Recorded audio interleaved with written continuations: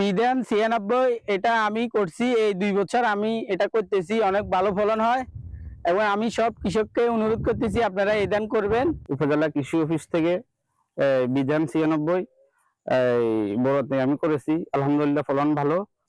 আমি কৃষি অফিস থেকে যে সাহায্য সহযোগিতা পাই এই 96 ধান ফসল ভালো হয়েছে। আমরা ফেনীর কৃষকরা আধুনিক উচ্চ ফলনশীল ব্রি ধান 96 চাষ করে বাম্পার ফলন পেয়েছে।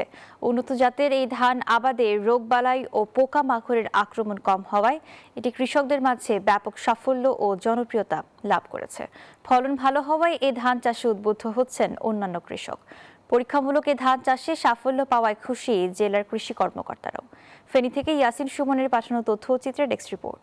ফেনীতে ব্রি ধান 96 চাষে দিন দিন আগ্রহী হয়ে উঠেছে কৃষক। পরীক্ষামূলক এ ধান চাষে কৃষকের আগ্রহ দেখে আশাবাদী জেলা কৃষি সম্প্রসারণ অধিদপ্তর।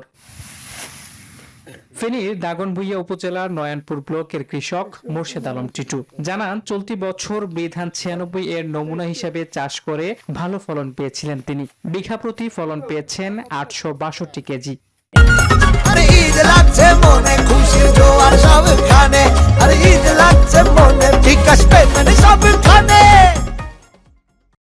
বিধান 96 এটা আমি করছি এই 2 বছর আমি এটা করতেছি, অনেক ভালো ফলন হয় এবং আমি সব কৃষককে অনুরোধ করতেছি আপনারা এই ধান করবেন। উপজেলা কৃষি অফিস থেকে বিধান 96 বড়তে আমি করেছি, আলহামদুলিল্লাহ ফলন ভালো।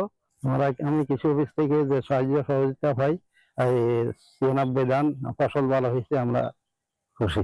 ব্রি 96 ধান চিকন হওয়ায় চাহিদা বেশি বলে জানায় কৃষি সম্প্রসারণ অধিদপ্তর।